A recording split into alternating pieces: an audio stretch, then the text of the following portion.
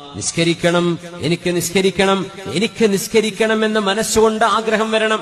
നമ്മുടെ വിദ്യാർത്ഥിനികളോട് പറയട്ടെ, പ്രിയപ്പെട്ട മക്കളെ, നമ്മൾ സ്കൂളിലോ കോളേജിലോ പോകുമ്പോ എനിക്ക് നിസ്കരിക്കണം എന്ന ബോധം നിങ്ങൾക്ക് വേണം.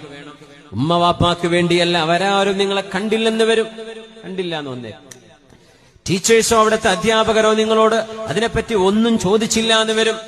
നിസ്കരിക്കാൻ നേരമായാൽ ലഭ്യമായ സൗകര്യങ്ങളിൽ എവിടെയെങ്കിലും വുളു എടുത്ത് ഖിബിലയിലേക്ക് തിരിഞ്ഞ് 4 റക്അത്ത് ളുഹർ അല്ലെങ്കിൽ 4 റക്അത്ത് അസ്ർ നിസ്കരിക്കാൻ മറന്നു പോവല്ലേ.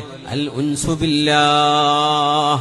നമ്മുടെ എക്സാമിനേക്കാളും നമ്മുടെ പഠനത്തെക്കാളും നമുക്ക് നേടാനുള്ള ജോലിയെക്കാളും നമ്മുടെ ഭാവി പ്ലാനുകളെക്കാളും ഏറ്റവും വലുതാണ് അള്ളാഹുവിന്റെ വിഷയം. അതാണ് അല്ലാഹു അക്ബർ. അള്ളാഹുവേ, നിന്റെ വിഷയം ഏറ്റവും വലിയ വിഷയമാണ്. എനിക്ക് നിസ്കരിക്കണം എന്ന ബോധം വേണം. എനിക്ക് ഭക്ഷണം കഴിക്കണമല്ലോ. കുട്ടികളെ സ്നാക്ക് കഴിക്കൂലേ, ഉച്ചഭക്ഷണം കഴിക്കൂലേ, ലഞ്ച് കഴിക്കൂലേ?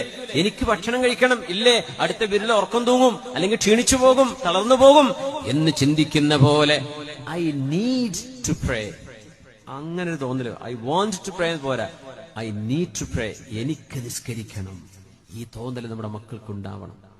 എന്നാ പിന്നെ ഒരു മയക്കുമരുന്ന് ലഹരിക്ക് ഒരു പോവില്ല. അൽ ഉൻസു ബില്ലാഹ്.